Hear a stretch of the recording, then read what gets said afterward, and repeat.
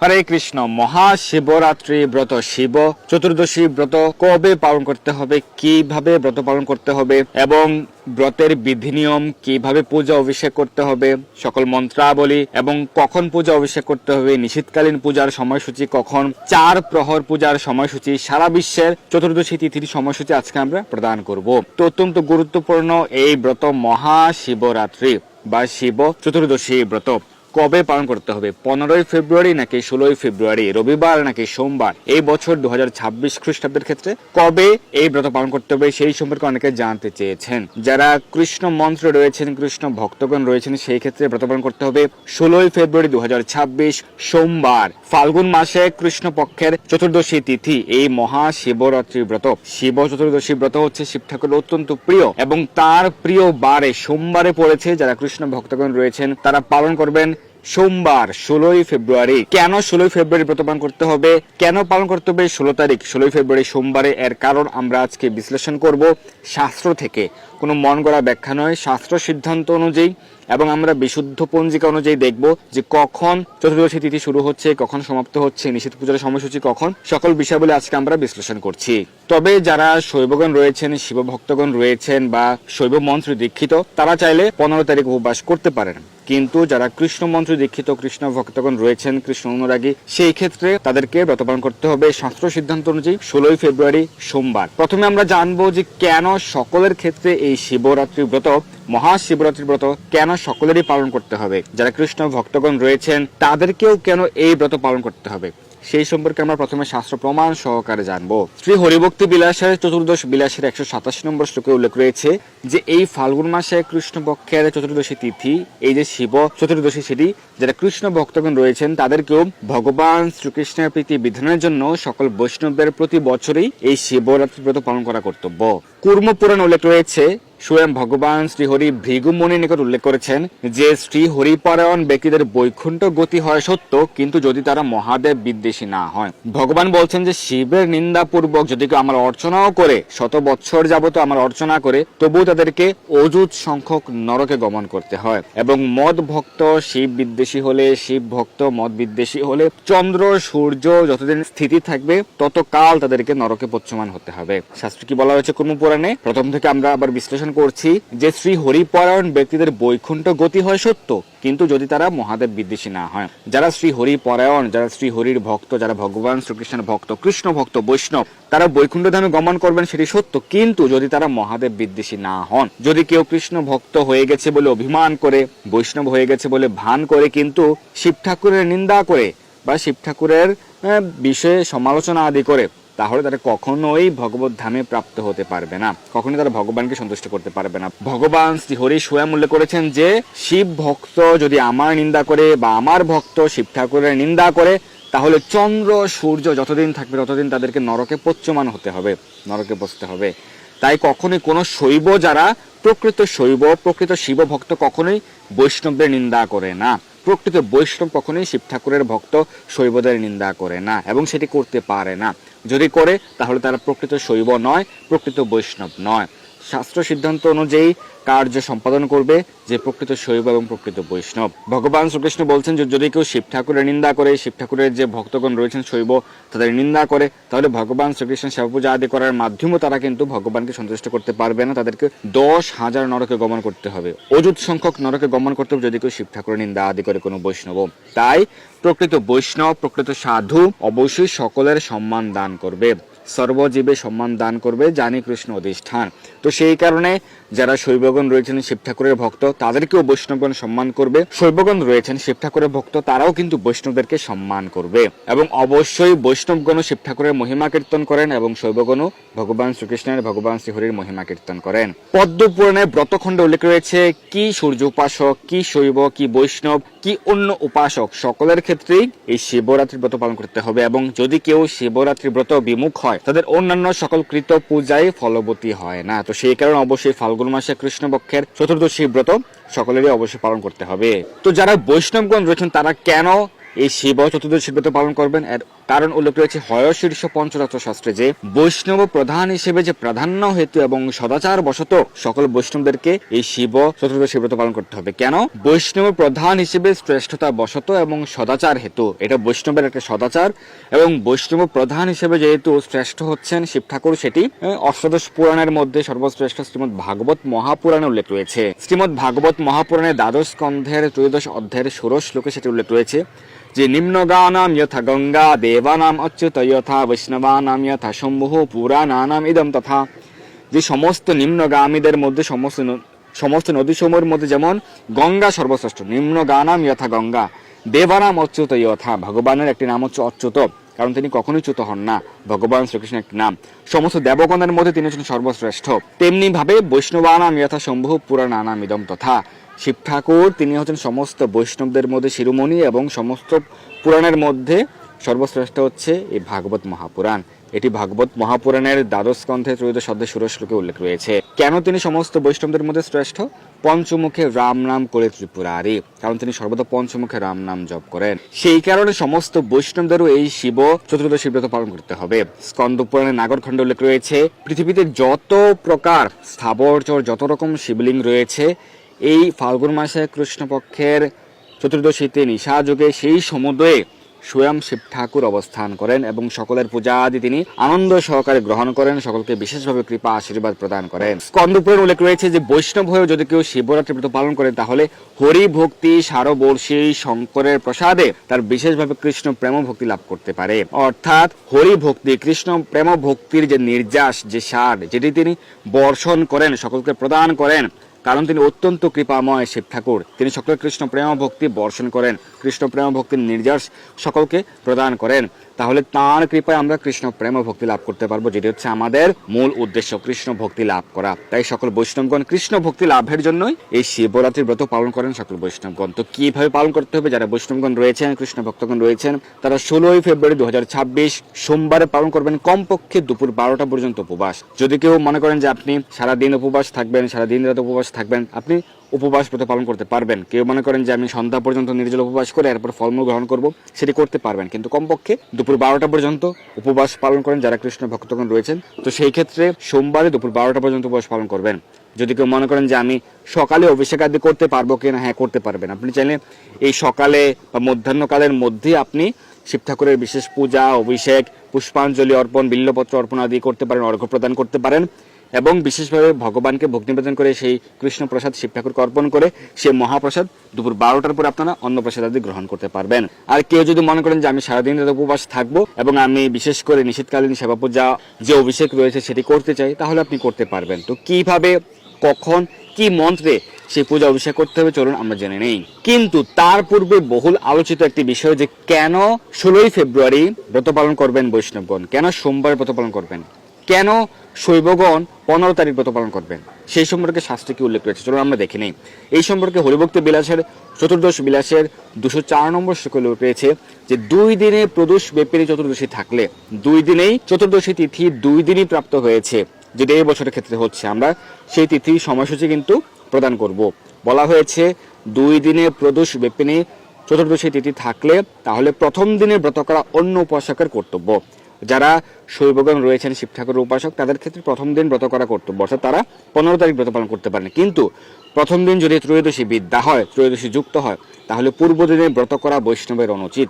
যারা কৃষ্ণ ভক্তগণ রয়েছেন তাদেরকে পূর্ব দিনে অর্থাৎ 15 তারিখ ব্রত করা অনুচিত, হরিভক্তি বিলাসে সেটি উল্লেখ রয়েছে। এছাড়াও পদ্ম পুরাণের স্বর্গখণ্ডের 42 নম্বর অধ্যায়ের 122 নম্বর শ্লোকে উল্লেখ রয়েছে এবং পদ্ম পুরাণের ব্রহ্মখণ্ডের 24তম অধ্যায়ে উল্লেখ রয়েছে, স্পষ্টভাবে বলা হয়েছে পূর্ব বিদ্যা চতুর্দশী অর্থাৎ চতুর্দশী তিথি যদি ত্রয়োদশী বিদ্যা হয় বা দূষিত হয় তাহলে সেক্ষেত্রে ব্রত পালন করতে হবে পর দিন। সেই যে নির্দিষ্ট শ্লোকটি পদ্ম পুরাণের স্বর্গখণ্ডের 42তম অধ্যায়ের 122 নম্বর শ্লোকে বলা হয়েছে যে ধর্ম কামার্থ অভিলাষী ব্যক্তিগণ যারা ধর্মচর্চার মাধ্যমে ভগবানকে সন্তুষ্ট করতে চান, তারা তৃতীয়া তিথি, ষষ্ঠী তিথি, অষ্টমী তিথি, একাদশী তিথি এবং চতুর্দশী তিথি যদি কখনো পূর্ব বিদ্যা হয় তাহলে পূর্ব বিদ্যা উপবাস করবে না। যেমন একাদশীর ক্ষেত্রে দশমী যুক্ত হলে সেই দশমীতে উপবাস করবে না, দশমী যুক্ত একাদশী ব্রত পালন করবে না। সেরকম ভাবে চতুর্দশী তিথি যদি ত্রয়োদশী বিদ্যা হয় তাহলে সেই উপবাস পর দিন পালন করবে, সেই ত্রয়োদশী বিদ্যা উপবাস আগের দিন করবে না। এই সম্পর্কে আরো বহু শাস্ত্র প্রমাণ রয়েছে, আমরা কিন্তু প্রতি বছর আলোচনা করে থাকি। আমরা এই বছর এই সম্পর্কে আরো বিস্তারিতভাবে আলোচনা করব। এখন আমরা কিভাবে পূজা আদি করতে হবে, পূজার মন্ত্র কি কি সেটি আমরা প্রদান করছি। তো আপনারা শিব ঠাকুরের যে অভিষেক করবেন, আপনারা ওম নমঃ শিবায় এই পঞ্চাক্ষর মন্ত্র উচ্চারণ করতে পারেন, তাতে তিনি সন্তুষ্ট হন। কি দিয়ে অভিষেক করবেন? দুধ, দই, ঘি, মধু বা ডাবের জল বা ফলের রস দিয়ে অভিষেক করতে পারেন। কিন্তু শিব ঠাকুরের অভিষেকের ক্ষেত্রে আপনি শঙ্খ ব্যবহার করবেন না, এই ভুল করবেন না। শঙ্খ ব্যবহার করে শিব ঠাকুরের অভিষেক করবেন না। শঙ্খ দ্বারা শিব ঠাকুরকে অর্ঘ্য প্রদান করা যায়, কিন্তু অভিষেক নয়। অভিষেকের ক্ষেত্রে আপনারা অন্য যে কোনো পাত্র ব্যবহার করবেন। অনেকে প্লাস্টিকের বোতল নিয়ে যায় এবং সেটি দিয়ে দুধ ঢেলে অভিষেক করেন, সেটিও করা উচিত নয়। চেষ্টা করবেন কোনো তামার পাত্র হোক বা স্টিলের পাত্র হোক, পিতলের পাত্র হোক, যে কোনো ধাতব পাত্র বা মাটির পাত্র ব্যবহার করতে পারেন, কিন্তু কোনো প্লাস্টিকের পাত্র বা শঙ্খ ব্যবহার করবেন না। দুধ, ক্ষীর, দই, ঘি, মধু, বিশুদ্ধ জল দ্বারা অভিষেক করবেন, শঙ্খ ব্যবহার করবেন না। গন্ধ, পুষ্প, তিল, বিল্লপত্র দ্বারা অর্চনা করবেন, ধূপ দ্বীপ অর্পণ করবেন, আরতি করবেন, শঙ্খ দ্বারা অর্ঘ্য প্রদান করবেন। শুদ্ধ ব্রাহ্মণ বৈষ্ণবকে দক্ষিণা প্রদান করতে পারেন। ওম নমঃ শিবায় পঞ্চ ব্রহ্ম মন্ত্রৈর্বা গন্ধ পুষ্প তিলমাস গোধূমাদিনা মহাপূজাম কৃত্বা ওম আদ্যায় নমঃ ওম বামায় নমঃ ওম তৎপুরুষায় নমঃ ওম অঘুরায় নমঃ ওম ঈশানায় নমঃ এবং পঞ্চবক্ত্রাণি পুষ্পাদিতি সম্পূজ্য পশ্চাদিষ্ট পুষ্পম সমর্পয়েৎ। তো সংক্ষিপ্তভাবে এই মন্ত্রটি উচ্চারণ করতে পারেন। যারা শঙ্খ দ্বারা অর্ঘ্য প্রদান করতে চান শিব ঠাকুরকে, অর্ঘ্য মন্ত্র উচ্চারণ করবেন। অর্ঘ্য প্রদান করে শিব ঠাকুরের শ্রীহস্ত এবং শ্রী মুখমণ্ডল আপনারা স্মরণ করে অর্ঘ্য প্রদান করবেন এবং উচ্চারণ করে সে অর্ঘ্য আপনার বিসর্জন পাত্রে ফেলবেন। গৌরী বল্লভ দেবেশ সর্পাঢ্য শশী শেখর বর্ষ পাপ বিশুদ্ধার্থ্যম অর্ঘ্যম মে প্রতিগৃহ্যতাম। কৃষ্ণ ভক্তগণ একটি বিশেষ প্রার্থনা করেন শিব ঠাকুরের নিকট। বৃন্দাবনী পতে জয় সোম সোমমৌলে সনক সনন্দন সনাতন নারদয় গোপীশ্বর ব্রজ বিলাসী যুগাঙ্গ্রি পদ্মে প্রেম পয়াচ্ছ নিরুপাধি নমো নমস্তে। হে বৃন্দাবনের দ্বাররক্ষী, হে সোম, আপনার জয় হোক। আপনার ললাটের চন্দ্র শোভিত, আপনি সনক, সনন্দন, সনাতন এবং নারদেরও পূজনীয়। হে গোপীশ্বর শিব, ব্রজধামে বিলাসরত যুগল শ্রী শ্রী রাধা মাধবের চরণ পদ্মে যেন প্রেম বর্ধিত হয়, সেই প্রার্থনা করি। আমি বারবার আপনাকে প্রণতি জ্ঞাপন করি। শ্রীমদ্ ভাগবতে উল্লেখ রয়েছে যে নন্দ মহারাজের নেতৃত্বে কিছু গোপগণ তারা কিন্তু অম্বিকা বনে গিয়ে এই মহা শিবরাত্রির ব্রত পালন করেছিলেন ভগবান শ্রীকৃষ্ণের প্রেম ও ভক্তি লাভ করার জন্য, এবং তারা কিন্তু এই ব্রত পালন করে কৃষ্ণ প্রেম প্রার্থনা করেছিলেন। তো যারা 4 প্রহর ব্যাপী শিব ঠাকুরের অভিষেক করতে চান, কোন প্রহরে কোন মন্ত্র উচ্চারণ করবেন এবং সেই 4 প্রহরের সময়সূচি আমরা কিন্তু প্রদান করছি। প্রথম প্রহরে দুধ দ্বারা অভিষেক করবেন, উচ্চারণ করবেন ওম নমঃ শিবায়। দ্বিতীয় প্রহরে দই দ্বারা অভিষেক করবেন, উচ্চারণ করবেন ওম শঙ্করায় নমঃ। তৃতীয় প্রহরে ঘি দ্বারা অভিষেক করবেন ওম মহেশ্বরায় নমঃ। এবং চতুর্থ প্রহরে মধু দ্বারা অভিষেক করবেন ওম রুদ্রায় নমঃ। সেই নিশীথ পূজার সময়সূচি আমরা প্রদান করছি, নিশিকাল পূজার সময় এবং 4টি প্রহরের সময়সূচি। প্রথমে পশ্চিমবঙ্গের সময় অনুযায়ী নিশিকাল পূজার সময় রাত্রি 11:25 থেকে মধ্যরাত্রি 12:16 পর্যন্ত। প্রথম প্রহর বিকেল 5:33 থেকে রাত্রি 8:42, দ্বিতীয় প্রহর 8:42 থেকে 11:50, তৃতীয় প্রহর 11:50 থেকে 2:59, চতুর্থ প্রহর 2:59 থেকে 6:08, ভোর 6:08। এই সময়সূচি 15 তারিখ এবং 16 তারিখ উভয় রাত্রির ক্ষেত্রে প্রযোজ্য। অসমের সময় অনুযায়ী নিশিকাল পূজার সময় রাত্রি 11:12 থেকে 12:02, প্রথম প্রহর 5:16 থেকে 8:26, দ্বিতীয় প্রহর 8:26 থেকে 11:37, তৃতীয় প্রহর 11:37 থেকে 2:48 এবং 2:48 থেকে 5:58। ত্রিপুরার সময় অনুযায়ী নিশিকাল পূজার সময় 11:14 থেকে রাত্রি 12:04, প্রথম প্রহর বিকেল 5:20 থেকে 8:29, দ্বিতীয় প্রহর 8:29 থেকে রাত্রি 11:39, তৃতীয় প্রহর 11:39 থেকে 2:48, চতুর্থ প্রহর 2:48 থেকে ভোর 5:57। দিল্লির সময় অনুযায়ী নিশিকাল পূজার সময় মধ্যরাত্রি 12:09 থেকে 1:01, প্রথম প্রহর 6:11 থেকে 9:23, দ্বিতীয় প্রহর রাত্রি 9:23 থেকে 12:35, তৃতীয় প্রহর 12:35 থেকে 3:47 এবং চতুর্থ প্রহর ভোর 3:47 থেকে ভোর 6:59। মুম্বাইয়ের সময় অনুযায়ী নিশিকাল পূজার সময় রাত্রি 12:28 থেকে 1:17, প্রথম প্রহর 6:39 থেকে 9:45, দ্বিতীয় প্রহর 9:45 থেকে 12:52, তৃতীয় প্রহর 12:52 থেকে 3:59, চতুর্থ প্রহর 3:59 থেকে সকাল 7:06। চেন্নাইয়ের সময় অনুযায়ী নিশিকাল পূজার সময় রাত্রি 11:59 থেকে 12:48, প্রথম প্রহর 6:15 থেকে 9:19, দ্বিতীয় প্রহর রাত্রি 9:19 থেকে 12:23, তৃতীয় প্রহর মধ্যরাত্রি 12:23 থেকে 3:27 এবং চতুর্থ প্রহর 3:27 থেকে 6:31। যারা বাংলাদেশে রয়েছেন বাংলাদেশের সময় অনুযায়ী নিশিকাল পূজার সময় 11:47 থেকে 12:38 এবং প্রথম প্রহর সন্ধ্যে 5:54 থেকে রাত্রি 9:03, দ্বিতীয় প্রহর 9:03 থেকে মধ্যরাত্রি 12:12, তৃতীয় প্রহর 12:12 থেকে 3:22 এবং চতুর্থ প্রহর 3:22 থেকে ভোর 6:31। এখন আমরা সারা বিশ্বের এই কৃষ্ণপক্ষের ফাল্গুনের কৃষ্ণপক্ষের চতুর্দশী তিথির সময়সূচি জেনে নিচ্ছি। ভারতের সময় অনুযায়ী 15 ফেব্রুয়ারি বিকেল 5:04 থেকে শুরু হচ্ছে চতুর্দশী এবং 16 ফেব্রুয়ারি বিকেল 5:34 পর্যন্ত থাকছে, এবং বাংলাদেশের সময় অনুযায়ী বিকেল 5:34 থেকে 16 ফেব্রুয়ারি সন্ধ্যা 6:04 পর্যন্ত। তাহলে দেখুন যে বিকেল 5:04 পর্যন্ত 15 তারিখ ত্রয়োদশী তিথি যুক্ত থাকছে, তার মানে ত্রয়োদশী বিদ্যা হচ্ছে। তাই কৃষ্ণ ভক্তগণ যারা কৃষ্ণ মন্ত্রে দীক্ষিত সকলের ক্ষেত্রে 16 তারিখ বিশুদ্ধ সিদ্ধান্ত অনুযায়ী আপনারা উপবাস ব্রত পালন করবেন, পূজা আদি করবেন। দুবাই ওমানের সময় অনুযায়ী 15 ফেব্রুয়ারি বিকেল 3:34 থেকে শুরু হচ্ছে এবং 16 ফেব্রুয়ারি বিকেল 4:04 পর্যন্ত। তাই বিশুদ্ধ সিদ্ধান্ত অনুযায়ী ব্রত পালন করতে হবে 16 ফেব্রুয়ারি। সৌদি আরব, বাহরাইন, কুয়েত, কাতারও বিশুদ্ধ সিদ্ধান্ত অনুযায়ী 16 ফেব্রুয়ারি ব্রত, কারণ 15 ফেব্রুয়ারি দুপুর 2:34 পর্যন্ত ত্রয়োদশী বিদ্যা হচ্ছে। এরপর থেকে চতুর্দশী শুরু হচ্ছে, 16 ফেব্রুয়ারি বিকেল 3:04 পর্যন্ত থাকছে চতুর্দশী তিথি। মালয়েশিয়া, সিঙ্গাপুরের সময় অনুযায়ী 15 ফেব্রুয়ারি সন্ধ্যা 7:34 থেকে 16 ফেব্রুয়ারি রাত্রি 8:04 পর্যন্ত চতুর্দশী তিথি এবং পালন করতে হবে 16 ফেব্রুয়ারি। জাপান, দক্ষিণ কোরিয়াতে 16 ফেব্রুয়ারি পালন করতে হবে, কারণ 15 ফেব্রুয়ারি রাত্রি 8:34 থেকে শুরু হচ্ছে এবং 16 ফেব্রুয়ারি রাত্রি 9:04 পর্যন্ত থাকছে চতুর্দশী তিথি। অস্ট্রেলিয়াতে 15 ফেব্রুয়ারি রাত্রি 10:34 থেকে 16 ফেব্রুয়ারি রাত্রি 11:04 পর্যন্ত থাকছে চতুর্দশী তিথি, তাই পালন করতে হবে 16 ফেব্রুয়ারি। লন্ডনেও 16 তারিখ পালন করতে হবে, কারণ 15 তারিখ সকাল 11:34 থেকে শুরু হচ্ছে, তার পূর্ব পর্যন্ত ত্রয়োদশী বিদ্যা থাকছে এবং 16 ফেব্রুয়ারি দুপুর 12:04 পর্যন্ত থাকছে চতুর্দশী তিথি। ফ্রান্স, স্পেন, ইটালি, জার্মানি, সুইজারল্যান্ডের সময় অনুযায়ী 15 ফেব্রুয়ারি 12:34 থেকে 16 ফেব্রুয়ারি দুপুর 1:04 পর্যন্ত পালন করতে হবে 16 ফেব্রুয়ারি। তবে আমেরিকা, কানাডাতে এই ব্রত পালন করতে হবে সকলের ক্ষেত্রে 15 তারিখ।